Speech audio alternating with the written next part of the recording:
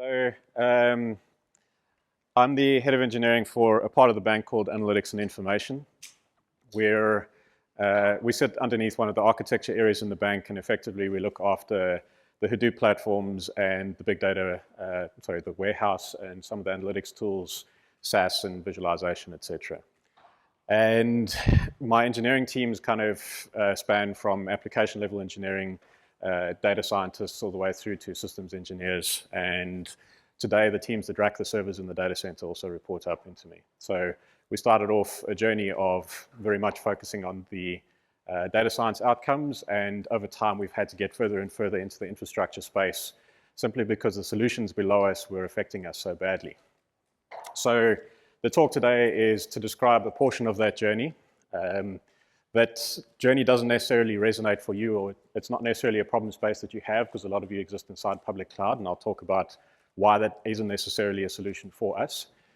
And so there's a portion of our problem space which potentially could be solved by public cloud, but there's also a portion of our problem space that you have to solve regardless of the hosting environment. So to kind of give you a bit of background on this, the warehouse that we've got is a fairly large Teradata instance. We've had it for about 12 years, and it's gone through various generations, as you'd expect. And we've had Hadoop in production sitting in front of the warehouse for about 4 years now. And over that time, there's been various generations of those technology platforms, but also various generations of hosting that those platforms sit on. And so the overall story coming into circa a year ago was not a very nice one from a hosting point of view. Before I get there, let me just talk a little bit about the workload. So like I said, Teradata and Hadoop. Hadoop actually came along the journey mostly as an experiment into machine learning for a bank, as opposed to standing up a replacement for the warehouse. As a lot of people kind of reach for ETL workload migration, we reached for Hadoop in order to do machine learning for the bank. And we built some models together with the guys from Nicta, and that worked out fairly well. And before we knew it, we had to productionize these things. And as you guys will have heard this morning from Mark and Ben, building a machine learning system is quite different to just doing machine learning. And part of that problem is about acquiring and integrating data. And so that becomes a cost or a commercial discussion of, do I ask every single project to load to the warehouse and to the Hadoop instance? So in order to solve that problem, we put Hadoop in front of the warehouse, treat it as a landing zone for the warehouse. And what we get out of that then is we have all the data in one place, and we get to leverage it, that cost of integration many times over for analytic purposes. And the warehouse keeps doing what the warehouse is good at, which is self-service BI, 1,500 users doing ad hoc queries and financial reconciliation, etc. And so we go down this journey of moving all of the analytic workload onto Hadoop, and then once you've built models and you're getting fairly good at operationalizing models and starting to show business value, the business wants this integrated into the product systems. And so you move into the space where you've got workload coming from users, and you've also got workload where you integrate it directly into the product systems.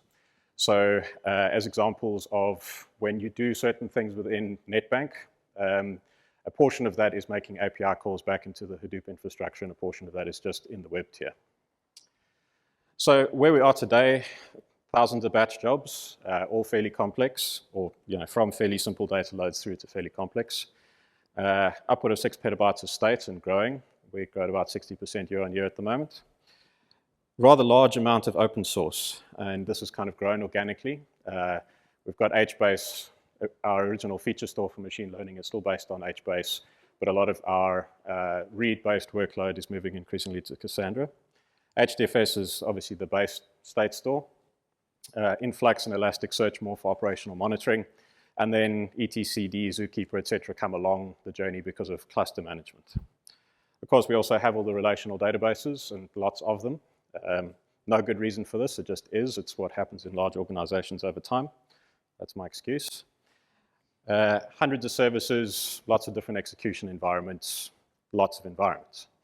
1,500 users querying the warehouse and working with Hadoop, and upward of 400 developers building loads both into the warehouse and on top of Hadoop. So a fair amount of complexity, fair amount of open source, fair amount of data, broad set of use cases from kind of credit scoring all the way through to how you interact with personal financial management in NetBank. And the hosting environment, I've used explicitly a very simplistic picture because it is quite a simplistic hosting environment that we started off with. Teradata we treat as a black box. There's 40 racks of what is essentially commodity hardware with a fairly good network, but we treat it as a black box from a commercial point of view, but also from an operational point of view. It's inside our data center, but someone else is looking after it. Similar sort of idea with data stage, so I'll largely ignore those two. The Hadoop space, it's just x86. So Cloudera Hadoop running directly on x86. You've got a bunch of servers, Linux running on it, and you've blasted a bunch of CDH on top of these Linux boxes.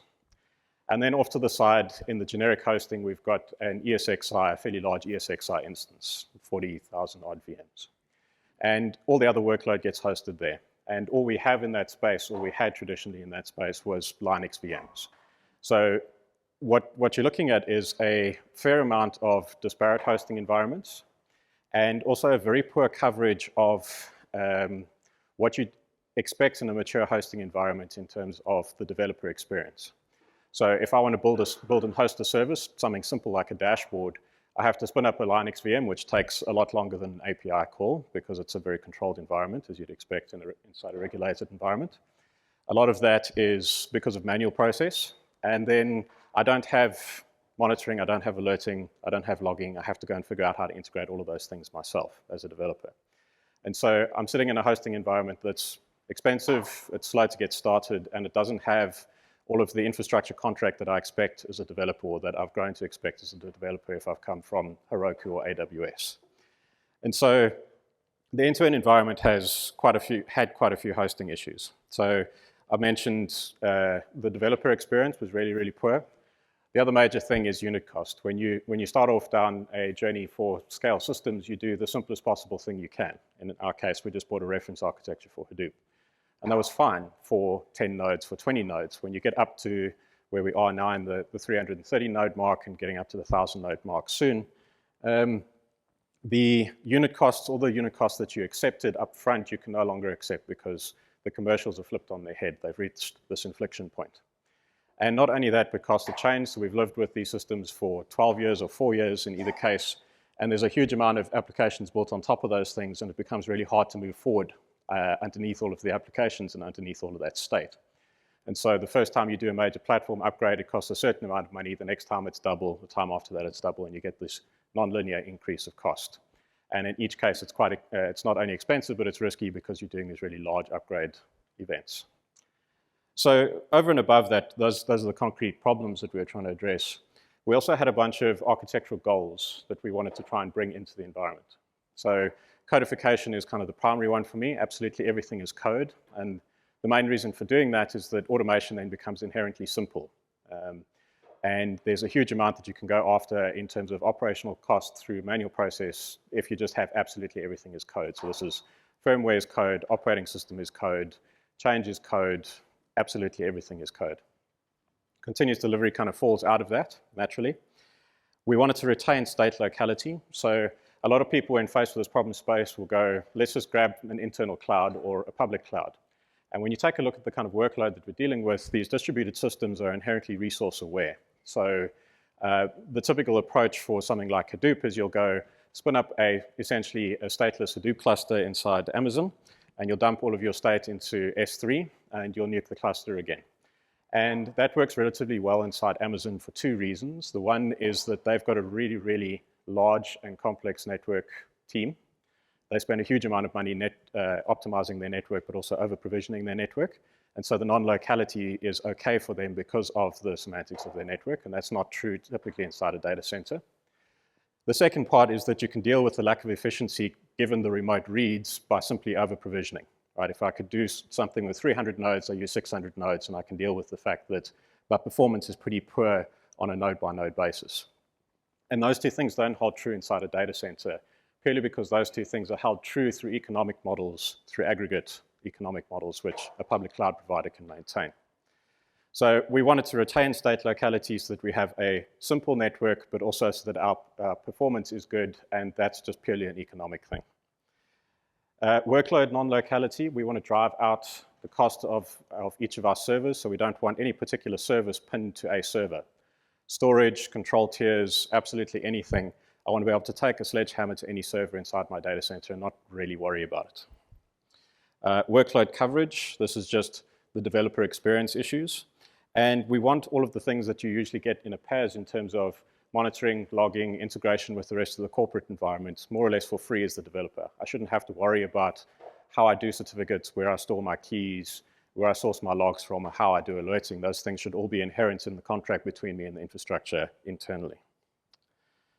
So to address the question around why not public cloud, the basis here is that we do use public cloud for certain subsets of our workload.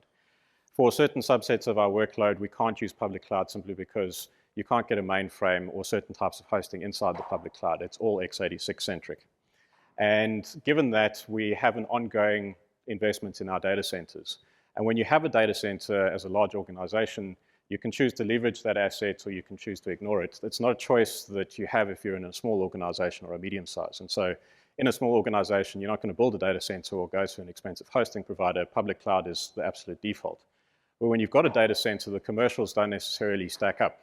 So if I've got a reasonable balance sheet and I purchase servers, the price of doing that versus running at a high utilization in EC2 over time just don't compare. If I've got a stable workload and I've got a sunk cost in a data center, it's significantly cheaper to run my workload in my data center than in the public cloud, unless it's bursty or my utilization rates are extremely low. So if I'm running at 20% utilization, no point in buying the servers. If I'm running at 60% or above, it makes absolute sense to purchase servers. So there's a commercial aspect to this that you have to be cognizant of.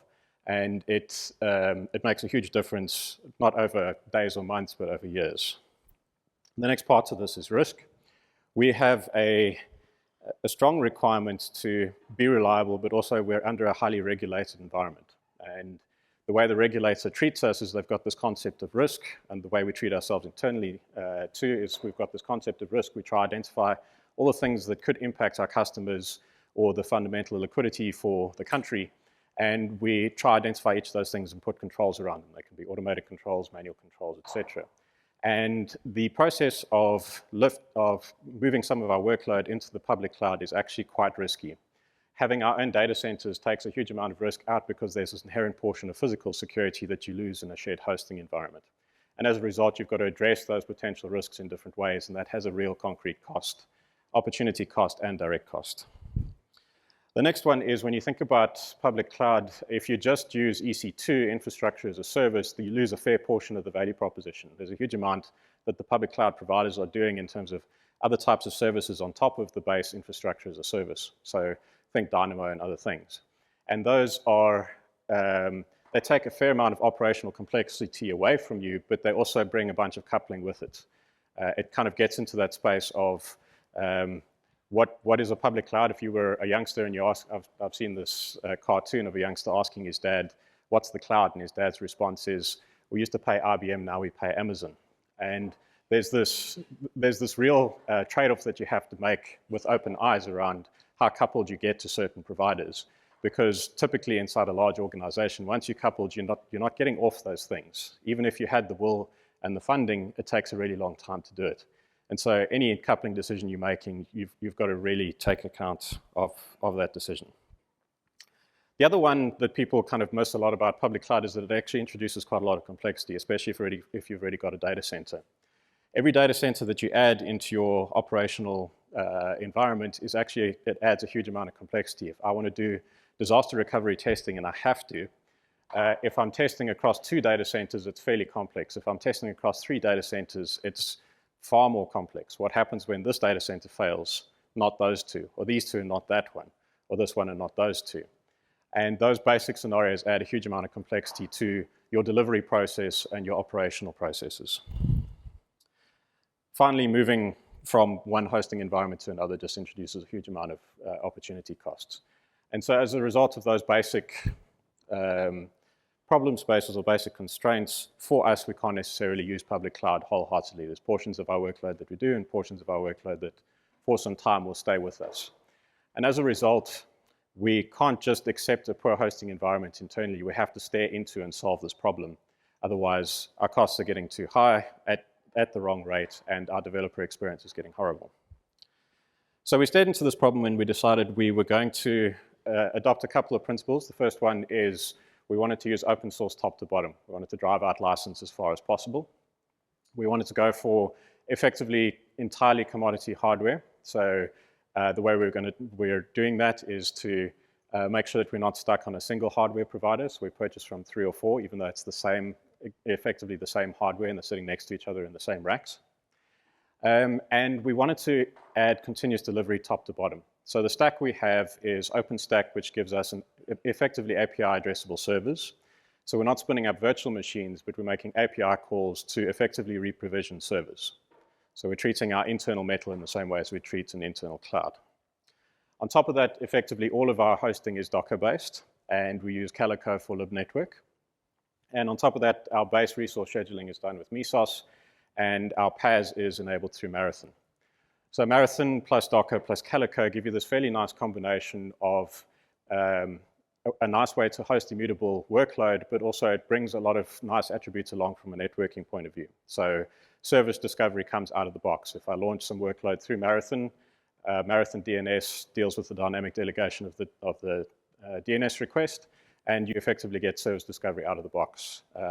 Your Docker containers all get their own IP address, their own DNS entry. So it has this really nice a nice combination of attributes. And each of those elements of that stack is not opinionated and is quite simple and is readily customizable. And we quite liked choosing things that weren't highly opinionated up front because our workload is not necessarily stereotypical. So on top of that, we've integrated Yarn. Yarn is the resource scheduler for Hadoop. So we've got a resource scheduler sitting on top of a resource scheduler. It sounds slightly wasteful, but in band of the actual workload, the resource schedulers don't do anything. They're out of band. They only have any real impact on your workload at scheduled time. They're not involved in band of your workload, so it doesn't actually represent concrete overhead. Secondly, we need to be able to do kind of coarse-grained and fine-grained scheduling, and those two together give us that. And then on top, we host all of the stereotypical Hadoop workload and or Docker containers is running directly inside the Mesos Marathon environment. The other major thing to call out about this architecture diagram is that absolutely everything is continuous delivery. So if I want to do a firmware upgrade, it's a pull request. If I want to change a folder permission on a host, it's a pull request. If I want to deploy a new package or upgrade a package, it's a pull request. There is no SSH into the hosts, and in fact, each of the hosts' operating systems are running on a read-only file system. So we've pushed the notion of codification, continuous delivery, and immutable as far as we possibly can in this environment. So I think I've covered all of those. The only other things that are worth pointing out, Elasticsearch and sysdig is our story for log and for monitoring and alerting. Sysdig is a fairly nice open source product, plugs into the Linux kernel, gives you some fairly good visibility into what's going on inside your containers. And the other thing that's worth calling out is Vault, HashiCorp Vault. And this we use for as a certificate authority, but also as a key management solution. And it's got a really nice API, or a pretty reasonable API, and is therefore quite easy to integrate into the continuous delivery process, which gives us a bunch of nice attributes, like if we want to do workload-to-workload mutual authentication, you can inject certificates into that workload at launch time, and your certificate lifecycle management is simply you nuke the workload. This gives you a nice certificate lifecycle management story, but it also gives you a nice operational story, which is you don't want workload to exist for any lengthy period of time because then it becomes a pet. So our Docker containers, as soon as they've lived for a week, they get nuked and redeployed and naturally get a new certificate. So it's got a fairly nice story, both from an operational point of view, but also from a security point of view. So I mentioned that we do physicals and not VMs. And the reason for that is a fewfold. The first one is that these distributed systems, a VM is quite an uncomfortable abstraction. It takes you quite far from the disk, and it assumes non-local disk, which has quite an impact on your IOPS.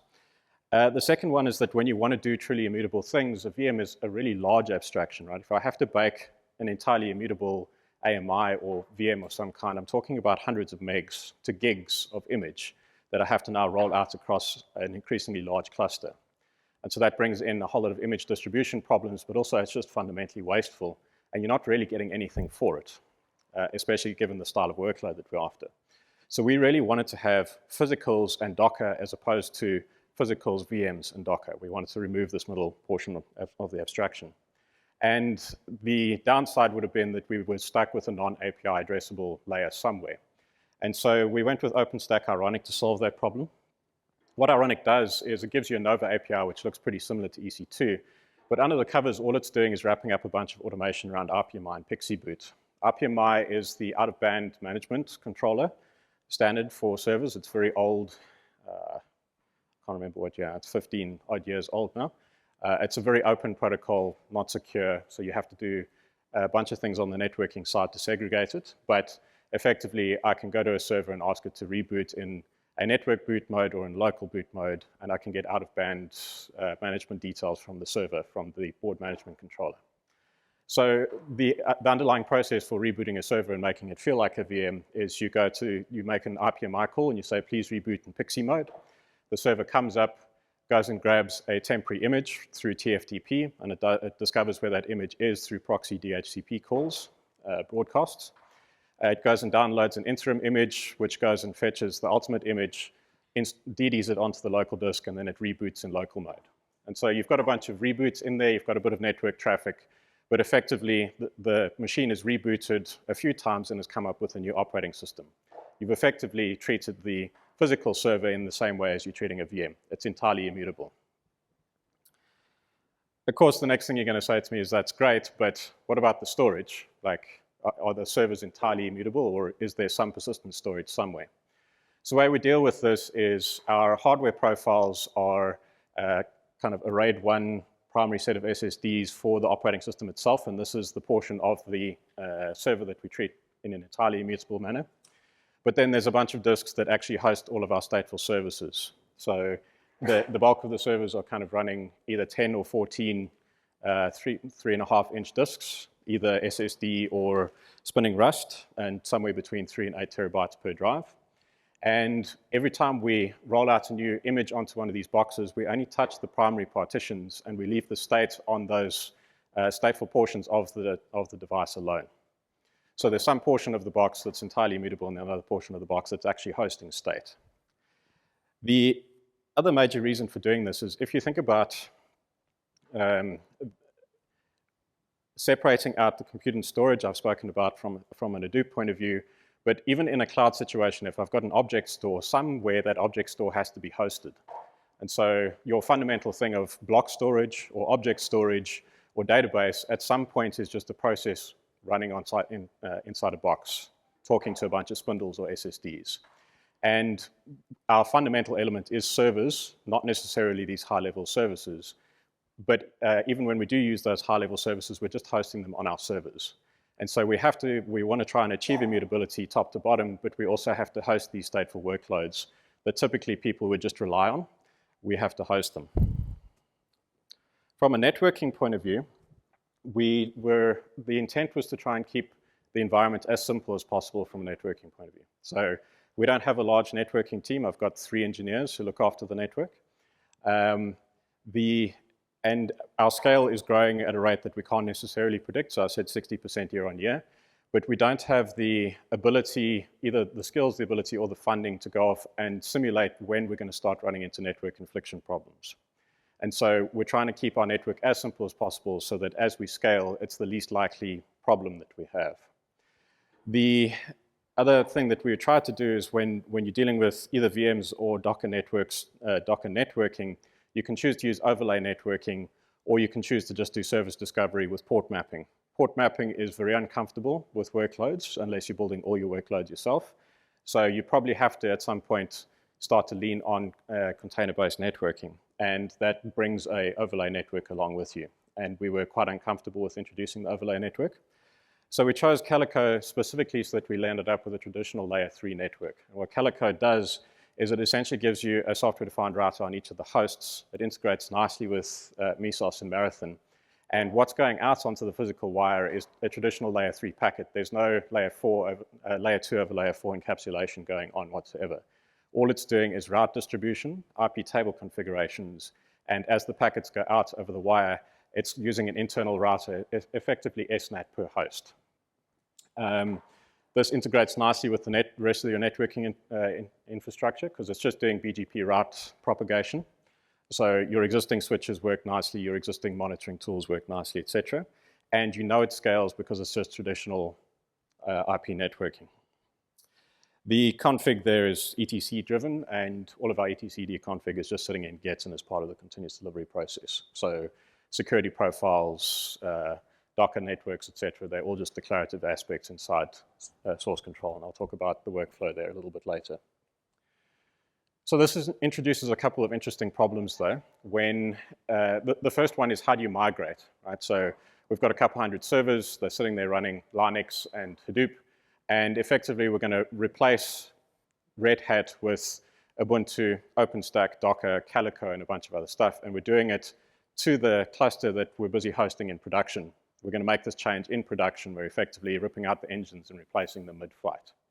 And so there's a lot of ways that you can reduce the risk. One of them is fundamentally having network separation. And so you can take on one node using the new software stack, then another one, and slowly accept more risk.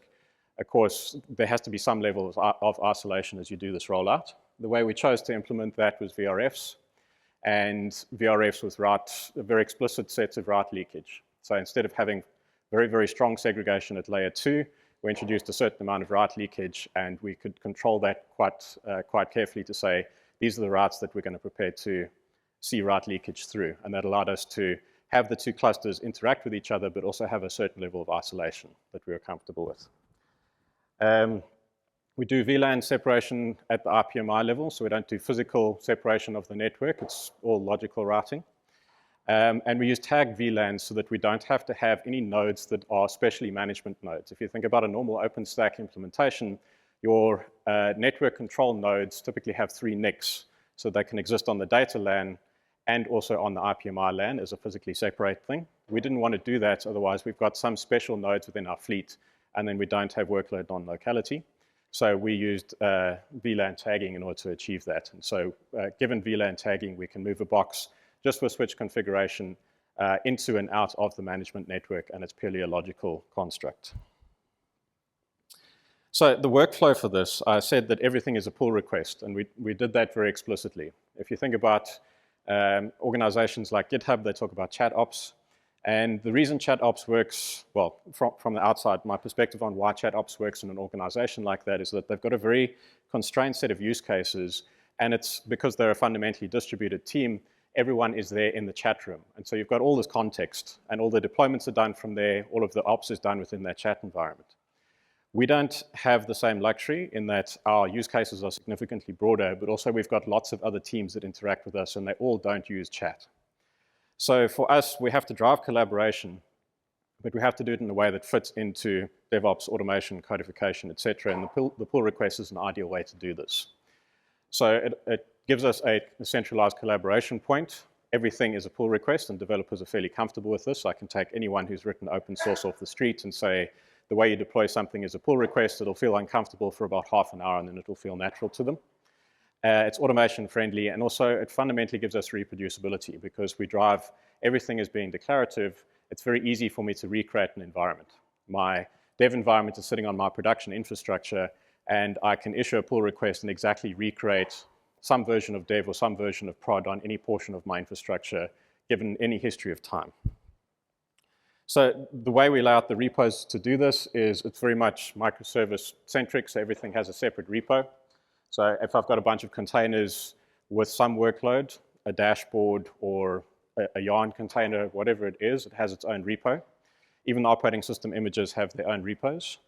And these things go through a build, test, deployment process and land up with images being stored inside Artifactory. We've also then got repos that have the environment config in them, but it's declarative environment config. And so at the point that I want to deploy something, I'm effectively going from one version of dev or one version of prod to another in a declarative form. So think of CloudFormation templates very much in that spirit, except we've written our own DSL for it. And so by issuing a pull request, the CI environment effectively can look at what is the previous version, declarative version of the environment, what's the next version, what are the differences, and therefore what changes do I need to apply to the environment on your behalf. And as a result of that, no one has to touch a server ever for any reason. Obviously, there's debugging, but you don't need sudo rights for debugging. And generally, you don't need to log into a server for debugging. So what does that look like from a version control perspective? Master represents the environment. So if you think about that repo, which is a declarative form of the environment, master represents what's running right now. If I want to make a change, I branch that, I make my changes, and then I issue a pull request onto deploy, which is just another designated branch that we run. And at that point, the Jenkins or drone, we run both at the moment, will do a build process and generate a change plan and attach that to the pull request, and I'll show you how that looks now. And if I'm comfortable and everyone approves the pull request, when it merges, Jenkins goes off and actually applies that set of changes to the environment. Once the changes have succeeded, the smoke tests have succeeded, then it goes and merges those changes onto master. And so what's on master is guaranteed to be what's in the environment. No one has the rights to push onto master except for the CI service account. So this gives you a really nice situation where if I want to know what's running inside the environment right now, I just go to source control and have a look. If the deployment fails for some reason, which is increasingly unlikely over time, I can just look at what's in deploy versus what's in master versus what's in the deployment logs, and I've got a good idea of what my state is currently, and I can always roll back to the previous state. So let me color this a little bit, because all of that sounds a little bit abstract, so let's get specific. This is a host operating system. This is the definition of a host operating system. We don't go to a box, install an ISO image, configure it a little bit, and then create an out-of-band snapshot. We literally build a Docker image, which represents our host, using standard Docker tooling, and then following a build process, we convert that into a host image, which we can then DD onto disk using Ironic. So absolutely everything, even the host operating system, is just a file sitting in source control and using very familiar tooling of Docker. So you'll see here, we're just extending from our base image, we're setting up a bunch of repos, and then we're installing a bunch of packages. Very familiar. You do the same thing in Docker, except now you're doing it for the underlying host operating system.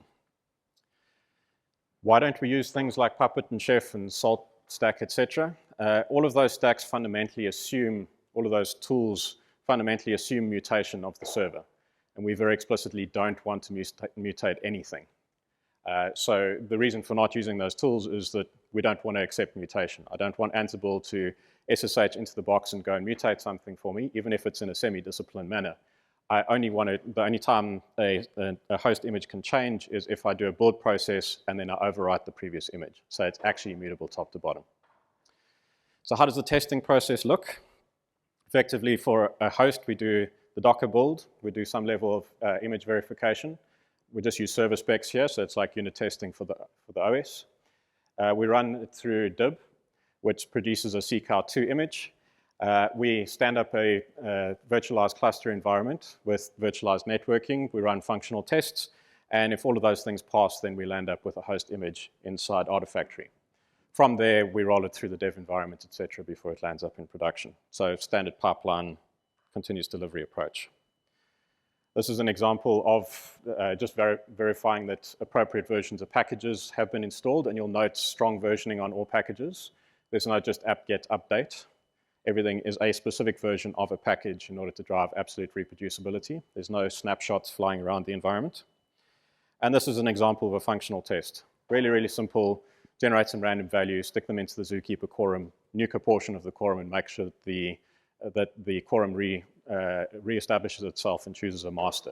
So we can do fairly good functional testing as part of the build process, but then also part of the actual pipeline testing processes. So our source control, we use GitHub Enterprise internally. Amusingly, the way we host GitHub Enterprise is it's a Docker container hosting KVM, which runs GitHub Enterprise.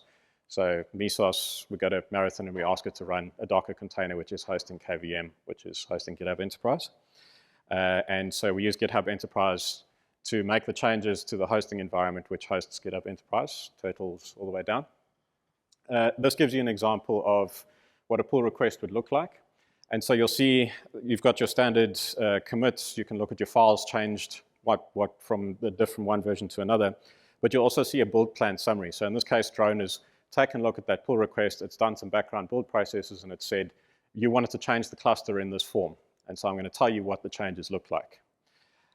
So it says you're adding, you're deleting, etc., that basic level, but it also derives a change plan for us. So in this example, it's about removing images, removing previous servers, uploading new images into Glass, and rolling out new images underneath the cluster. So this has gone and taken a look at the two declarative versions of my environment, derived the change plan for me, similar in concept to something like Terraform, except it's integrated into all the standard tooling, and it's fundamentally not mutable anywhere. And it's derived a execution plan for me. And this execution plan is entirely cluster aware. So if I need to roll out changes underneath a stateful service like HDFS or Swift, this is aware that there's stateful workload running on top and is going to avoid obvious operational failure cases. Like it's not going to take out two HDFS nodes that have the same partition or the same block shard on them. So the way we do that is we make our tooling cluster aware. We've got a basic concept of masters and agents. This is the notion of a Mesos master and a Mesos agent. And in order for us to create a Mesos agent, we bake a new operating system image, which defaults to start Mesos master, and we just talk to Ironic and roll it out, and it forms a part of the quorum for us. If we want to add a new worker, we just build a agent image, which has got a Mesos slave starting up, and it'll discover the Mesos master and add itself to the cluster. So there's no overall orchestration. You effectively just bake images and roll them out, and they form quorums quite comfortably. So this gives you a flavor of some of the metadata that we capture around the clusters. And because we've got the concept of a cluster, we can start to build the automation in a way that it avoids obvious operational failure cases for clusters. So stateful things like I say, HDFS and other things, but also other more custom workload like load balancers, etc. We can roll out changes underneath those workloads in a way that avoids basic failure cases. So this is just a video which shows you more or less what that workflow looks like. So this is just a Emacs environment. So simple test here, or simple example here, I'm just going to update the image. So go from one image version to another, do a commit, push that to Git, then raise a pull request, and you can see the diff there. So it's showing you've gone from one version of the image to another. And if you go back to the pull request conversation, you can see what are the proposed changes to the cluster. So it's doing kind of a diff at a cluster level as opposed to at a file level. And then once you scroll a little bit further down in the pull request, you'll see the proposed build plan for the cluster. And we have the same workflow for firmware, for operating system, for Docker images, for deploying apps, for mutating the Cloudera cluster. Absolutely everything is simply a declarative form in source control, and then the build automation is integrated into GitHub Enterprise. So that workflow is pervasive up and down the stack, and as a result, automating anything is exceptionally trivial, increasingly trivial. Even things like server capacity management is just part of the pull request process. If Jenkins takes a look at the cluster and decides there's not enough capacity to roll out the app, it rejects the pull request. So automation through codification and through this top to bottom codification, automation is just amazingly trivial from here on out. So the results that we've seen so far, because we introduced lots of different hardware stereotypes, how am I doing for time? 5. Because we introduced lots of different hardware suppliers, our rack purchases are about 1/3 of the price of what they were. So our infrastructure was pretty cheap compared to public cloud, but it's significantly cheaper now. And that's largely because we moved away from the proprietary out-of-band protocols like DRAC and ILO and stuck to RPMI and figured out some of the security implications behind RPMI through our automation. We've also got a much better dev experience. If a data scientist wants to play with a deep learning cluster, it takes him minutes or hours to set up the environment appropriately, roll it out, and move that forward into production. If we want to stand up dev environments and shut them down and have those be representative of production, it's deterministic. We can recreate it. It's really, really simple. And so we've driven down the unit costs. The dev experience is significantly better. What we don't feel we've proven yet is cost of change. A lot of people kind of sing victory. They kind of go, we've implemented something new and shiny, and we're moving really, really fast. And we feel like that too on our new and shiny thing, but we've only had our new and shiny thing for 6 months. What I want is when I look back over 18 months or 24 months, I want to see significantly more workload and are still moving as fast as we were in month 1. And then I think we would sing victory around cost of change or speed. For the moment, we haven't seen that, but we believe we've set up everything in the appropriate manner to get there. Continuous delivery top to bottom. So I think that's it from me. Moving over to questions.